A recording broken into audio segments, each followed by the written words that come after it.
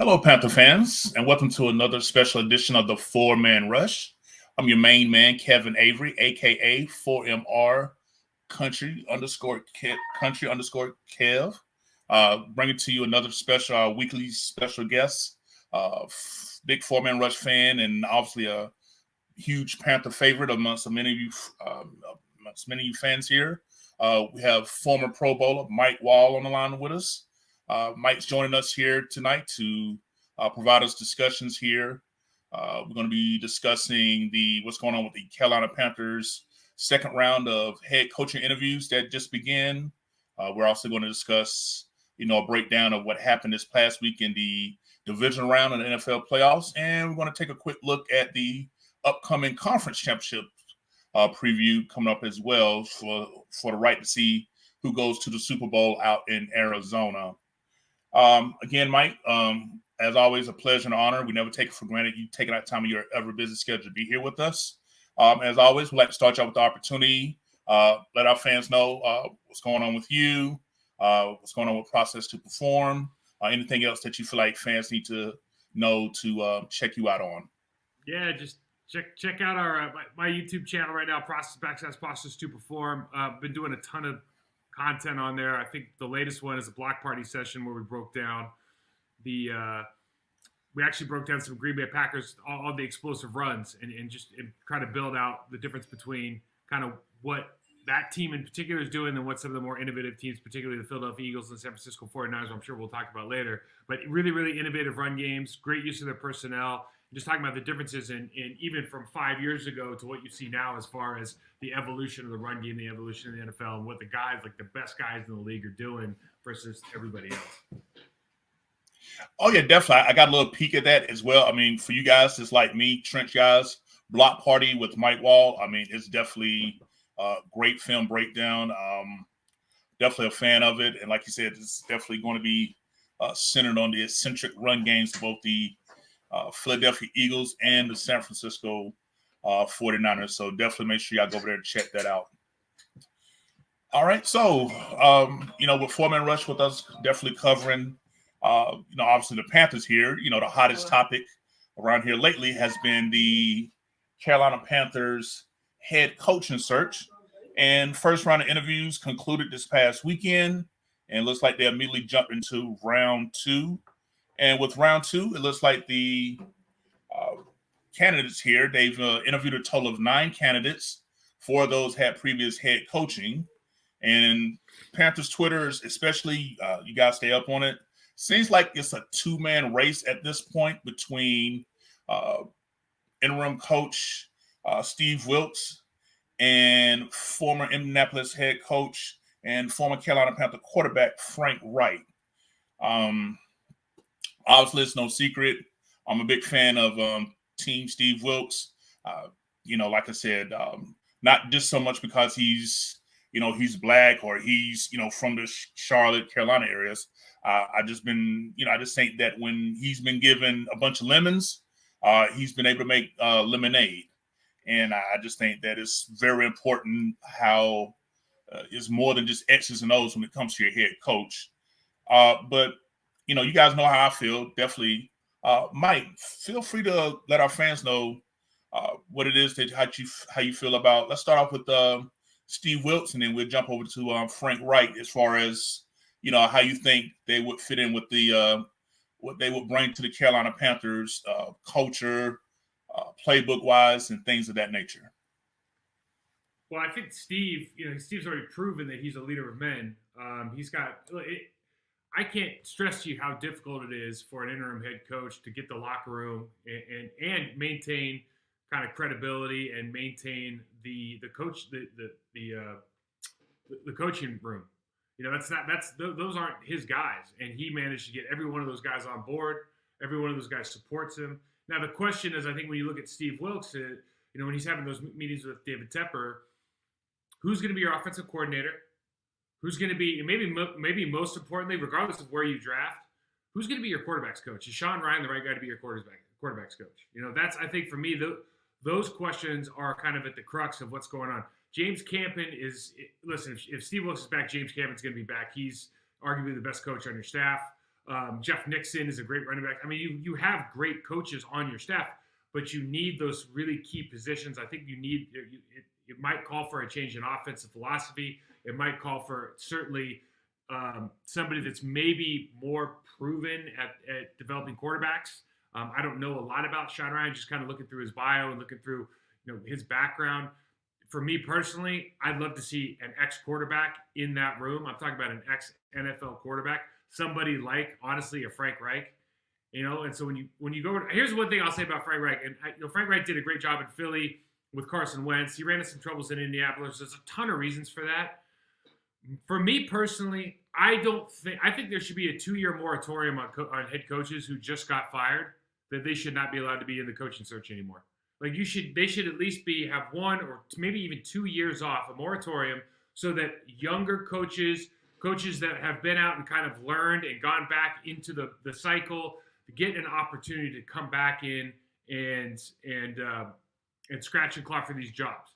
So Frank Reich just literally left Indianapolis. Like, to say a safe landing in Carolina is an understatement, right? It doesn't really sit well with me. Not that he's a bad coach or anything. It just doesn't make sense that you just had a couple years of unsuccessful seasons over with the Indianapolis Colts, and now you come over to this franchise and you're supposed to do what exactly? Like, I think there's a learning period or a grace period that they need to go, self-reflection, self-assessment, development, etc., build up a better staff, and then be able to present maybe a couple years down the road at a different facility, because hopefully whoever they bring in, is it Steve Wilkes or somebody else, they have that opportunity. But to come off of a season where you just got fired by one team, we saw this with Adam Gase. Miami, he went up to New York, he lasted 1 year. And it's not that these guys are bad coaches, it just doesn't make a lot of sense. Like, there's just a lot of stuff you have to sort out, I think, right after you get fired from an organization. So for me, that doesn't make, from a timing standpoint, really just doesn't make any sense.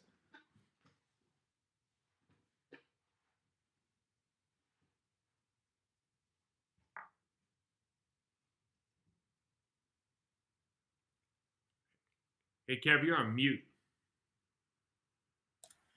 All right, sorry about that. All right, so Mike, just real quickly, since we're talking about this, and we'll move on to the playoffs here. I don't know if this rule was invoked when you were back when you were playing, but what's your personal assessment of when it comes to hiring coach? You was talking about this 2-year break after being released of the Rooney Rule. Some people see it as a benefit. There's some, and I'll just keep it real with you, Mike. People like myself, people of color, who think that is somewhat of a farce, because it's kind of like, hey, let's just find 2 black coaches, get them out the way, and then go hire. Like, what are your feelings about the Rooney Rule, both good, bad, and different? I was just on I spent Friday afternoons with a group of coaches online, and we get together for an hour and talk NFL football, and this comes up, and this came up last week actually, and I see your perspective, and I don't disagree with it, but I don't know. The one thing that's important, I think, with any of these situations is you really never know what kind of impression you're going to make until you get the opportunity to make it. So if you're a man of color and you're going in for a head coaching position, and maybe it is because of the Rooney Rule, and that doesn't make it right, and that doesn't mean that that you're going to get the job, but if you go in and you are now getting the opportunity to sit with the general manager, you get to sit with the owner, the president, and you can make an impression, that's on you. And so whatever, maybe you have to maybe the Rooney Rule is allowing some coaches to make a longer term play. I don't think it's a perfect solution, but the fact that you get to have qualified candidates in the room with the power brokers, the decision makers, I think that is a good thing. I agree with you that, listen, if they're trying to tick boxes, if these people already have their candidates, like if David Tepper already knows who he's gonna hire, and he's just doing this for show, I think that sucks. But I don't know if there's anything realistically we can do about it. That's how every business everywhere works. I just try to focus on something that is positive about the Rooney Rule, and that is qualified African-American minority candidates are given the opportunity to sit in front of the decision makers and show their value, and that might have a longer-term play. And we don't know if the Rooney Rule or any rule like it is going to work for a generation. We want to see these quick fixes, and I think a lot of people deserve to see quick fixes, but that's not. It's difficult, but that's not how a lot of this works. And I remember, I forgot Eugene's last name, but Eugene was the line coach for the Philadelphia Eagles. And he went to get another job, and he had been an accomplished line coach, and he's Korean. And they said, one of the people were telling him, wrong minority. And you're going, all of it just kind of, it doesn't sit right with anybody, I guess is my point. But again, the opportunity to be in front of the power brokers, I think, is important.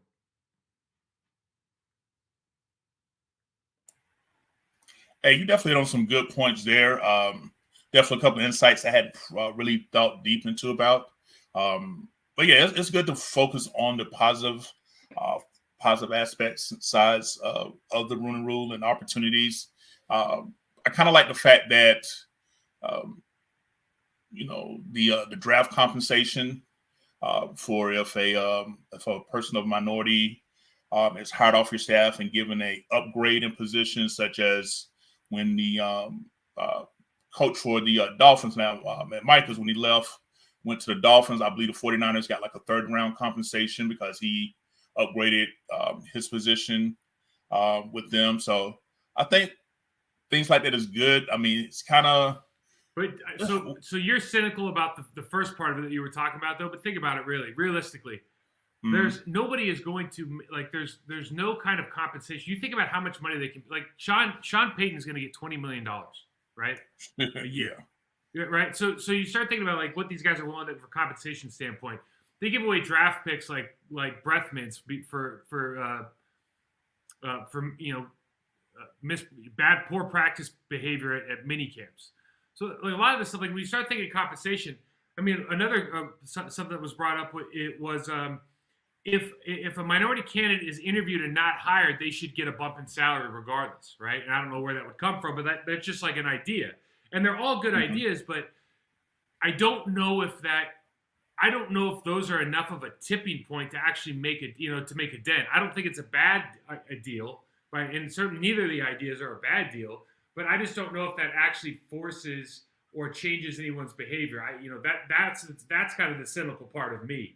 I look at it and go, well, they don't give a shit. What do they care for? If you're going to pay this guy $25 million, if you're going to give up a draft pick for practicing too hard at training camp, like this other stuff, they're just trying to make it, like, that's where I go from an NFL standpoint. I get cynical and go, they're just trying to make this look good. That's not realistic. But again, it's not a perfect system. There are some good points, and anytime you can get in front of people and impress them, you get the opportunity to impress them, you got to take advantage. Oh yeah, fully agreed. If there's an opportunity there, definitely take advantage of it. So with this session right here, I had a couple quick fan comments. As usual, my baby girl, she's chipping in. What's the deal? Jelani from California. We've got some more Wilts fans here. Phil Koch, pretty much all supportive. Steve Wilts here. And we've got a question here for you. Let's see, this is from Zach Jose. He said, would love that the Panthers keep Wilts as head coach.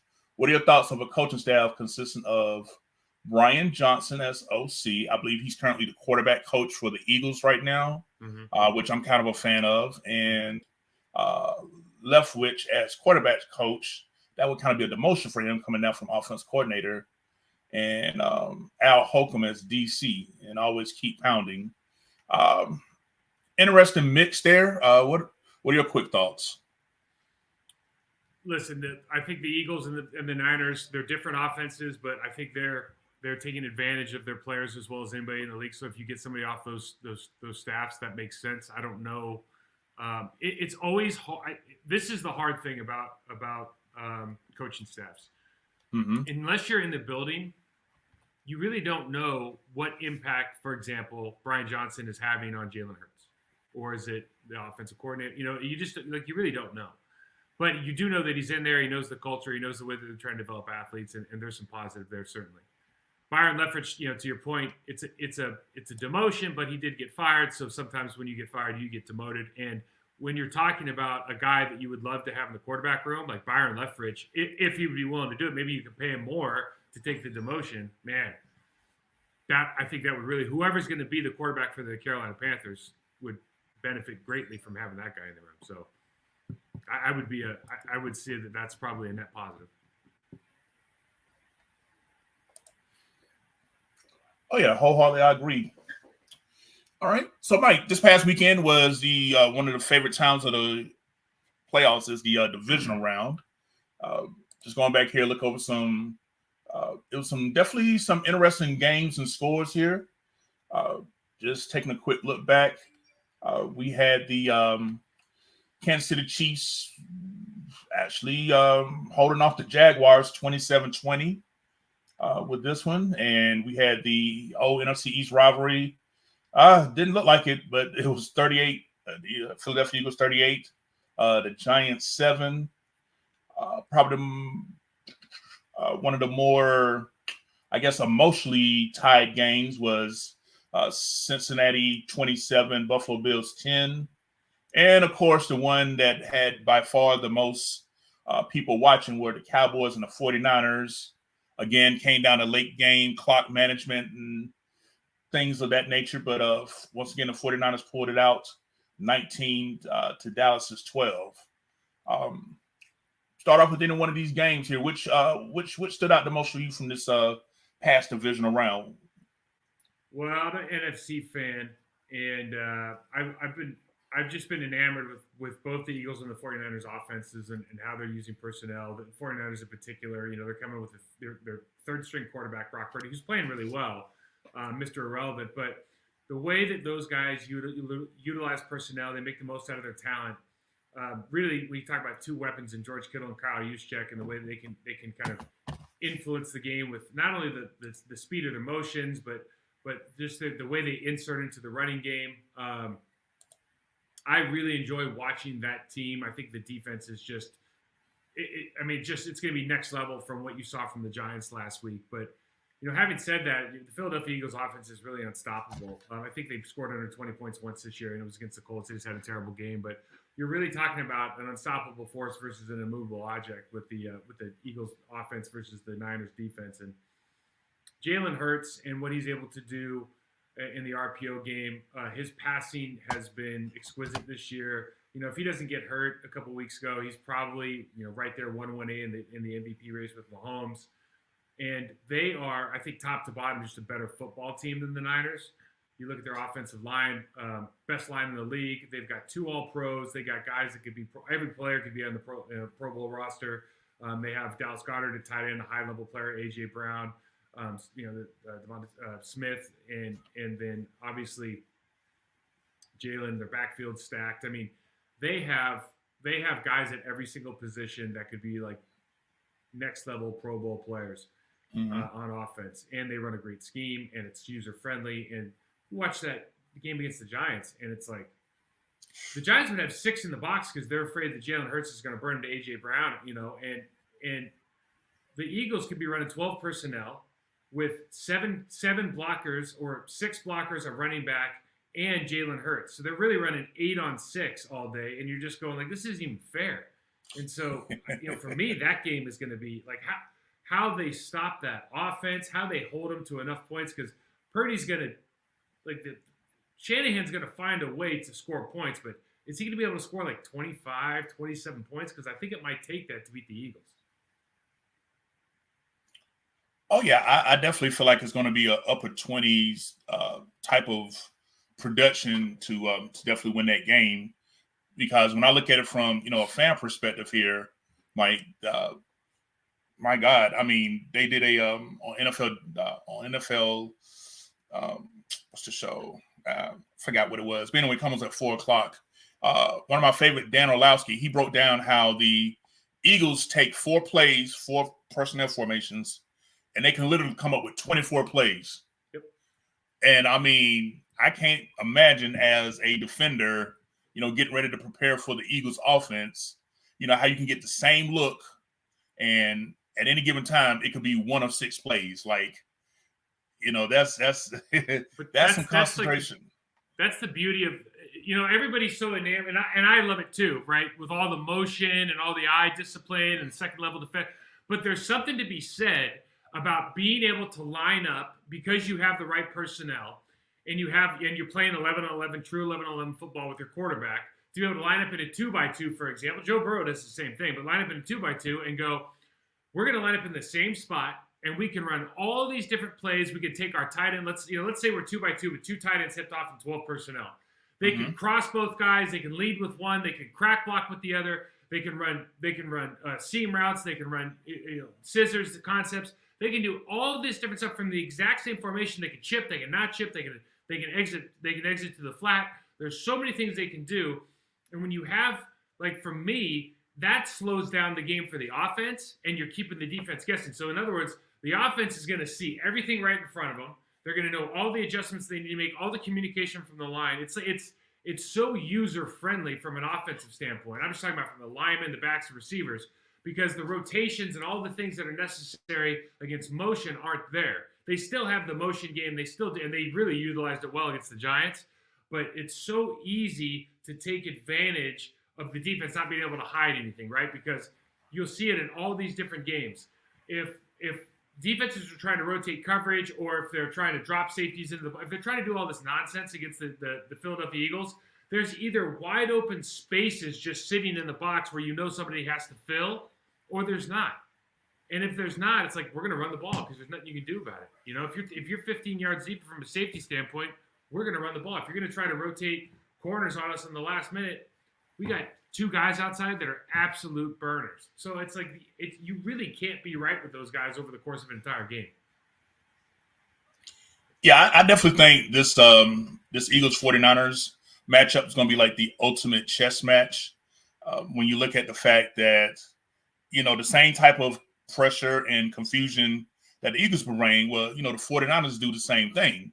And, and they bring it with, a style of physicality that a lot of teams are not used to. And, and I think that game between them and Dallas was one of the better defensive games that was well played overall. I mean, hey, if you're a Dallas Cowboy fan out there, hey, honestly, I feel for you. I know they the butt of jokes and things like that, but you really could not ask more for your defense on the road in the playoffs to play any much better under those circumstances against that team with that type of talent than what they did to give yourself a position to win and to not come away with it. Hey, I feel for them, because that had been hard to watch, knowing that you had a chance and to shock the world and wasn't able to, for the second year in a row, not get it done to probably one of your most hated non-divisional rivals. So. Yeah, I think it's tough, but you're going to look at when you think about the Philadelphia Eagles coming in, and we're trench guys. One of the big matchups that's going to be fun in this game to watch is the San Francisco 49ers have Trent Williams, so everybody talks about, and they run the ball so well, but they run the ball well because of who they got, their skill guys, and then Kittle and Juszczyk. Trent Williams, of course, is amazing, but the rest of those guys, like, they're not world beaters. They're guys, right? And they're well coached, and they're average to above average players. They're not stars. Here's who you have to, if you're thinking about, if you're a Philadelphia Eagles fan, I'm watching Fletcher Cox, Linval Joseph, Ndamukong Suh, Javon Hargrave in the middle, and what they can do at rushing the passer and disrupting and pushing and playing on the Niners side of the line of scrimmage. Because you saw at different times in the game, the Dallas Cowboys, who do not have the same talent at the defensive line position, able to play on their side of the line of scrimmage. And the Philadelphia Eagles had like 70 sacks during the regular season. Like, that number, that's not even a real number. I mean, right. You're not if you gave up 70 sacks, if you give up 30 sacks, everybody's getting fired. And they had 70 sacks during the season, right? So that number, you think about, they got Josh Sweat. Brandon Graham's a backup. Brandon Graham now, and he's got 11 sacks, right? They brought in Hassan Reddick. We talked about last week, 16 sacks. I mean, that matchup right there is going to be phenomenal to watch. I mean, everyone's going to talk about, Bosa and Eric Armstead, and the Niners defense is number one, and they're great. But that Eagles offensive line is something else. That's going to be like, to me, that's more of a wash when you watch them because of scheme and technique. But that matchup, interior offensive line of the San Francisco 49ers, Jake Brendel, who's a guy that I coached in Miami. You got Aaron Banks and it could be either one of two rookies in Spencer Burford or Big Nick, but those guys against that rotation of 5 defensive tackles for the Philadelphia Eagles, bringing in Linval Joseph and Ndamukong Suh, man, that is a problem. Jerron Hargrave has had one of the most destructive years at defensive tackle. I know he was hurt for a couple weeks. Man, that guy is next level this year, and I just see that being a difference in the game. Yeah, and I think that's why it's very important, especially on the road, but with a rookie quarterback, that the 49ers try to stay ahead of the sticks, because if you let that defensive line group, pin their ears back, it's going to be a very, very, very long day. But but in spite of all that talent, it seems like that. Now I don't know if it was due to injuries, but it seemed like the last 4 or 5 games, the Eagles were giving up a lot on the ground with that same group of names. When it came to rushing, and I was just thinking, like I say, the 49ers keeping like 2nd and 5, 2nd and 6, and things like that, and keep the running game in play. I mean, they got a chance to counter that, but once you start doing 2nd and 8 and anything longer than that, it's definitely going in favor. So definitely what's gotten on first down is what I'm gonna be paying attention to, as far as like seeing how the next 2 plays potentially could go. Yeah, that's a great point, because I think they were giving up over 4.5 yards a game. Or rush, right. Excuse me, which is like bottom third of the league. But they do that a lot because they play a ton of shell. They play a lot of 6 in the box. They don't. I mean, it's like last year everybody's playing bend but don't break. The Eagles do that to some extent until they kind of get into situations where they have to stop.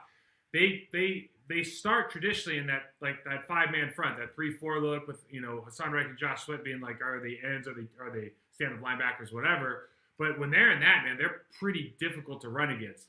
When they get out of that, when you put them in nickel, they're just going to play 2 shell. Like, if you can't run in this league, if you can't run against a 6-man box, like, you shouldn't be playing football. Oh yeah, that's training camp type work there. That's yeah. Get off my field if you can't do that.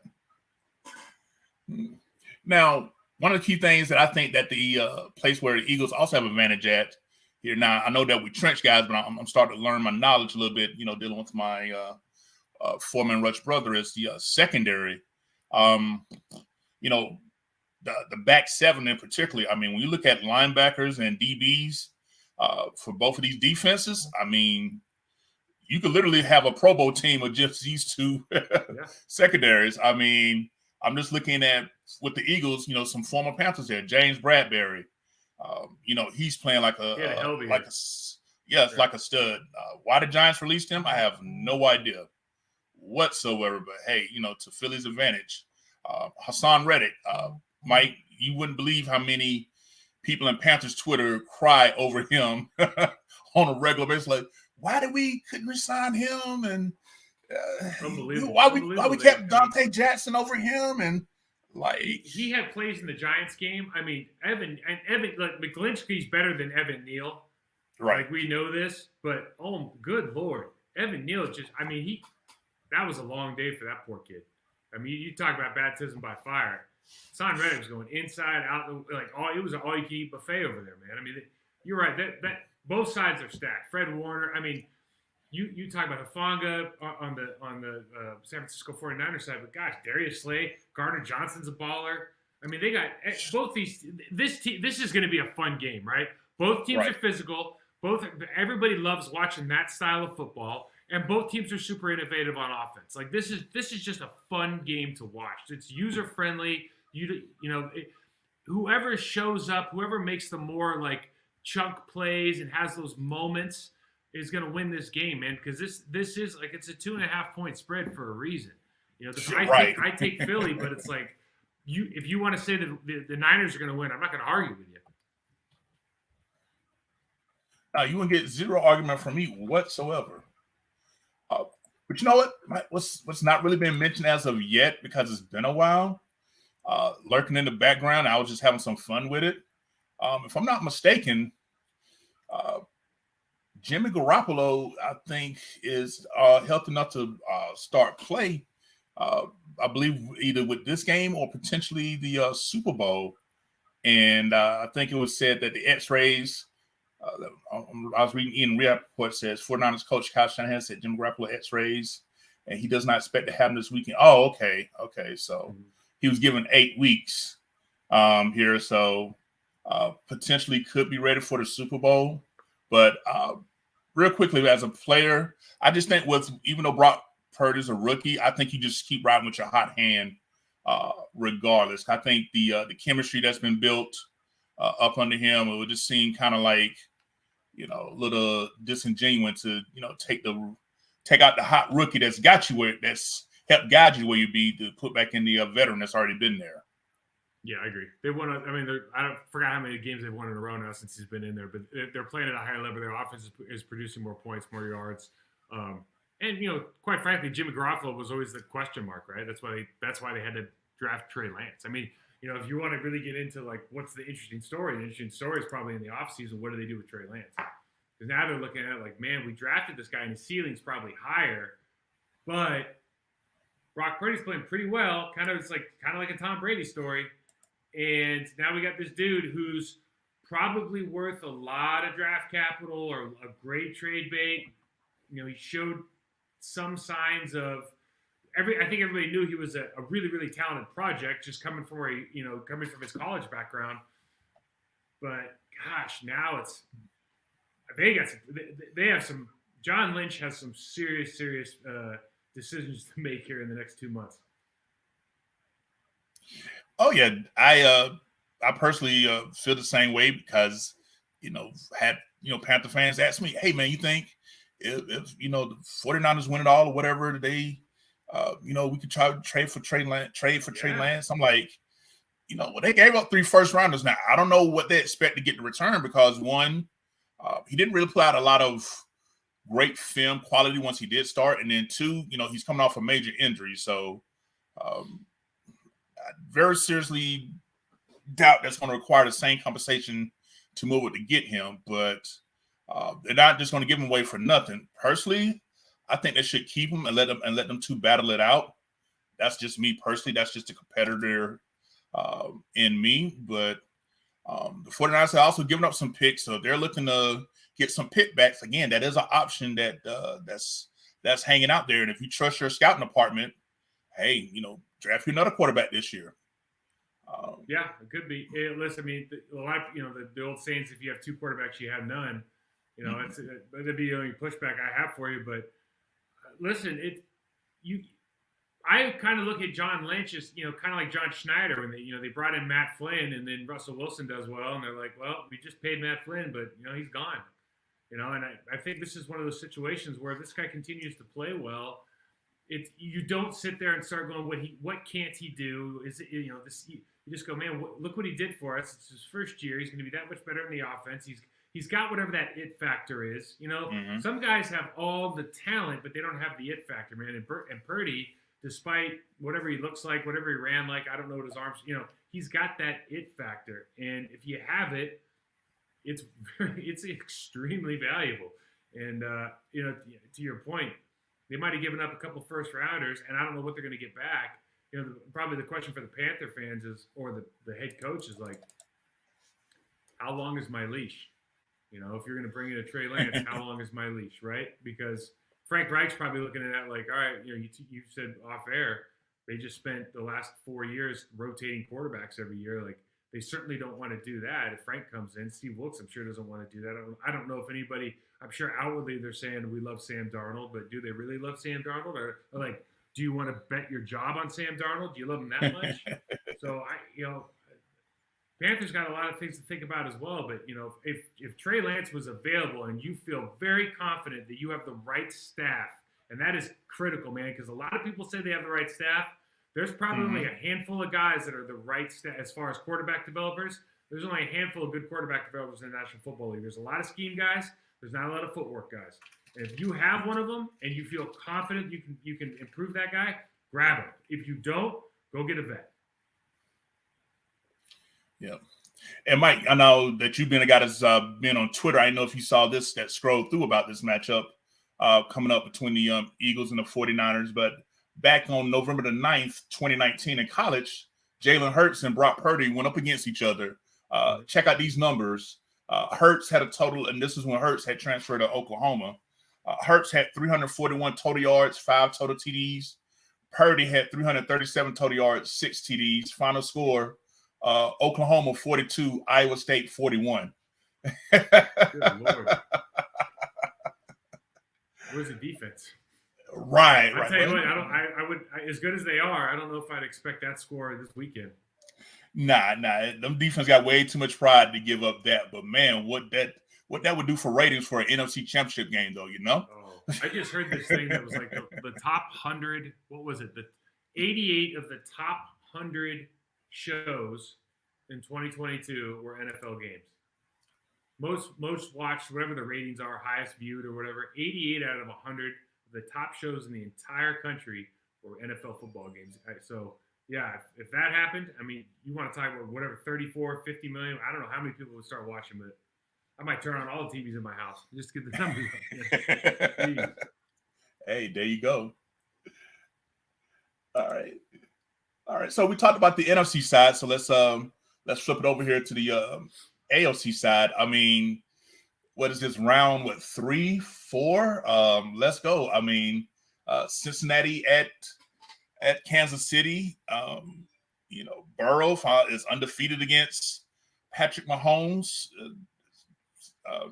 since he's came into the league. Kansas City got home field. I kind of like how Burrow brought up that the fans need to get that refund in Atlanta. For I was like, smooth. I like that. Man, you want to talk about the elite top quarterback play of the league right now? This definitely has a prime Brady versus prime Manning type of field type of build up as far as quarterback play goes. You talking about something that could definitely potentially be a shootout. This is the one right here. If you're looking for a big points game, I mean, it's mouthwatering to think that these quarterbacks get time in the pocket. What they can do. Clearly, Kansas City has shown that, hey, without Tyreek Hill, still top offense and putting up elite numbers. Cincinnati said Super Bowl hangover. Nah, we weren't playing last year. We definitely wasn't a one-hit wonder. And I believe another thing Joe Burrow said was, my window is as long as I'm playing, or something like that, something to that effect. Yeah, they said, how long your window open? He's like, as long as I'm here. Yeah, listen, Joe Burrow is the best quarterback I've seen as long as I can remember. His ability to process information at the line of scrimmage. Now, he doesn't have – Patrick Mahomes is arguably the best quarterback football player. I don't even know how to categorize these guys except for to say that Pat Mahomes has, until recently, was considered arguably the best quarterback of all time, or at least certainly on his way with all the things he can do. And I'm not disputing that. But just from a pure pocket presence, just from an ability to process, because the Cincinnati Bengals run the least user-friendly offense in any one of all the remaining teams, from top to bottom, offensive line, running backs, the least user-friendly. What they do is they put Joe Burrow at the line of scrimmage and say, here's a formation, here's the situation, read the defense, make the right call, make the right throw, and he makes the simple throws every single time. Like, he doesn't miss. He doesn't make mistakes, and he doesn't miss. And because Patrick Mahomes is injured, and a high ankle sprain is, I know everyone's going to speculate. I'll just tell you, I've had one. I'm sure you've had one. It's hard to get around, okay? So especially a week after, and they can do some amazing things with rehab.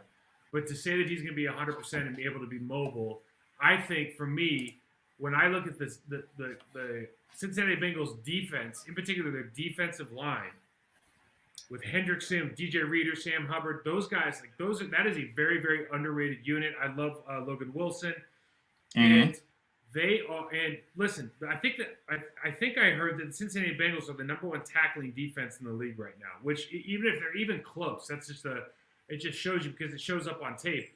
They're letting 3-yard gains stay 3-yard gains. And right. if the Cincinnati, because for me the Kansas City Chiefs line is good, But I see like Orlando Brown's going to lose a couple snaps to Hendrickson. It's gonna the guy's that good. It just happens every once in a while. Maybe it shouldn't happen, but it does. Right. And if Patrick Mahomes can't escape that, if he can't sit back there and kind of make these magical plays happen because he doesn't have time, and he just has to be a pocket player, he's still top 3 in the league. But all of a sudden he goes from being the top dog to like I think Joe Burrow's better at what he does than Patrick Mahomes trying to be Joe Burrow. And so for that reason, like I see this game being close. It's going to be entertaining. Both defenses are good. I don't think either of them can stop the other team. But I think I take Cincinnati's defense and their ability to stop an injured Patrick Mahomes over Kansas City's ability to stop Jamar Chase, T. Higgins, Joe Burrow, Joe Mixon, Phil, all these guys, man, because their talent level is off the charts. Yeah, the talent is just immaculate in my perception. And one of the things that I'm looking at is, with the quarterbacks being so even, take a look at the running game. I mean, obviously, Joe Mixon, it seems like the Chiefs do more of a running back by committee, but it's been highly effective as well. Kind of made me wonder what happened to Clyde Edwards-Helaire. I mean, he was drafted, and why he hasn't been able to produce when they put in what's the guy's name? Pacheco, McKinnon. I mean, Pacheco, right? That rookie's a stud. Dude. Like, did you believe they said he ran a 4.39? He was a 7th-round draft pick. I couldn't believe that. Are you kidding me? 7th-round draft pick runs a 4.39. It's like runs like he runs like he's angry. He runs like somebody stole his money, man. Like he's angry. You know what I mean? Like that guy. Those guys. Both teams have running games. I think you look at the offensive line for the Cincinnati Bengals and 3 guys down. But listen, because of what Joe Burrow and Jamar Chase, like the fear, the literal fear from the coordinators to the players of getting beat by Jamar Chase. That is a real deal. Like you can watch plays last week where they'll bring T. Higgins in motion and run Jamar Chase over to Jamar Chase side. It's a 2x2, and they'll just run Jamar Chase, and literally the entire defense just starts staring at him. They're just worried, right? T. Higgins catches the ball, runs for 5 yards before anybody touches him, and it's just like, and Joe Burrow just goes, "Oh, you guys are all going to go there? Real quick, I'll give it to this guy. He's wide open," and that's what Joe Burrow and that offense does. When somebody's wide open, the plays to be made, he's got to throw it a certain – dude, it might not be the fastest ball, might not have the tightest spin. The ball is exactly where it needs to be, a la like Peyton Manning, every single time. And because they've got guys that they're just like T. Higgins, he said it himself, like 50-50s are more like 80-20 balls for him. Jamar Chase, nobody on the plane. You see that dude's lower body? Like nobody's guarding him. Like he reminds me of like Steve Smith. Like Steve Smith was jacked up lower body like that. Yes. But he's way bigger than Steve. You know what I mean? But it's the same kind of body type, but he's like Steve 2.0 as far as his ability to play with that lower trunk that's just stronger and has a better base and more explosiveness than everybody else. Steve with a Hemi, basically. Yeah. Boy, Steve will beat us up if you heard us say that, man. We don't listen. We don't want no smoke from Steve, trying to tell you. Man, but yeah, you're right. Like it's like the fear that Jamar Chase puts, on opposing defenses. It's definitely there. So I mean, but one thing they pointed out though, on NFL Live and something I follow is like they don't want too much motion to kind of see the coverage. So it just seems like with the type of offensive philosophy, particularly in their passing game, I guess they're trusting, Joe Burrow to make the right progressions, in the plays, because I don't know how closely you were following him in college, but before LSU won the 2019, national championship, for they went on that magical run, like he was expected to be like a 6th-round pick, Joe Burrow was, and then before he had that season, and it just seems he just kind of felt like he had enough, man. He was going to be the guy, It's like he's literally he just kind of came out of, it's not that he came out of nowhere. He was a highly rated guy, but it's like he just went light switch on everybody, And you're right, like they'll line up, and they could line up in a Peyton Manning used to do this. Tom Brady used to do this. They'd line it up 2x2, and they'd look at the defense. And they'd watch enough tape that they go, okay, well, I know you're going to try to run the 4 strong, 4 weak blitz right here, and I'm just going to go to this guy. And they hand signal, and they just throw it to the wide open. I mean, it makes you sick to your stomach. You sit on the sideline, you feel sick to your stomach. And that's how it's got to be playing against this guy. Like, you're just never right. I mean, and then when they do motion, Kev, it's like they motion. There's a play that sticks out in my mind where they motioned. I think it was T. Higgins across left to right, and they pulled Milano out the box. Tremaine Edwards is now on the fringe of the box, and the only person in a six-man box, really a five-man box, against Joe Mixon in their offensive line was their nickel corner. Their nickel corner was the guy that had to take on the tackle pulling. You know, they ran a little counter gap play, tackle pulled on a nickel cornerback, and you're just going like, well, of course they can run the ball. Like, everyone's so scared of what's going to happen on the outside with the perimeter pass game. Man, it's Joe Burrow. That's why I say what he's doing at the line of scrimmage pre and just prior to like his post snap is amazing. I mean, it is next level. Yeah, and to wrap this up real quickly here, because I know you got to get ready to go. But one of the guys, me and Smooth, had fun breaking down 2 years ago. The tape was left tackle, had him at guard, but left tackle Jackson Carmen out of Clemson. Yeah. Man, like, he put on a clinic this past weekend in both run blocking and pass blocking. Definitely, he's gonna have his hands full this week, but man, I definitely enjoy watching him get a shot. I think his home is left tackle. Now, now what happened? Yeah, they might want to slide Jonah in at guard. I don't know how they're going to work it out, but yeah. Were you watching that game? I was watching it because you watch him all year. Jonah Williams, I mean, before he got hurt, not to bash the guy, but he was not playing well. He played very poorly this year. And you watch Jackson Carmen come in. That's his first start in a divisional round playoff game, and you're like, oh, he's way better than the other guy. I mean, it's not even. Yeah, it's not even a clear difference. And he played with poise. He played with technique. He was fully aware. He had a great block on. They ran a sail 7 route with T. Higgins. They ran Jamar down that field. They ran T. Higgins out, and Joe Burrow escaped a safety's coming off the edge, and he escaped to his left and threw it. It was early. It was first or second drive. And in that play, they ran a TE, and Jackson Carmen pushed the end down around, and then came out and got the safety late. And you're just going, from a day one starter, he just did that? I mean, golf clap that kid, man. He played great. Yeah, man. We've got a lot of young studs in the trenches this game here, Mike. This is the Cry Me a River game for me because I wanted Jackson Carmen, Creed Humphrey, and Trey Smith as Panthers. So they're all on other teams making playoff runs. So, hey. That's how it goes sometimes. All right. Well, last thing here, get your prediction. We'll let you get up out of here, Mike. Mm-hmm. Go ahead. Start with the NFC. Who you picking to represent the NFC in the Super Bowl? I've been talking up the Niners just because I love watching them, but I watched a ton of tape on the Eagles today, and I just don't see how you stop that. I just don't know if the Niners can score enough points with Purdy to beat the Eagles. So I'm going to take the Eagles in that game at home. And I don't know if it's a popular opinion or not because I know it's 4 in a row, but like there's just something about Joe Burrow. Like, his confidence to me is like, it's almost like it can't even be real. But he's just such a high level player. I don't think either of those defenses are going to be able to stop the opposing offense, but I think the Bengals do a better job against an injured Mahomes than the Chiefs do against a healthy Burrow. So I'm going to take this. I'm going to take the Bengals.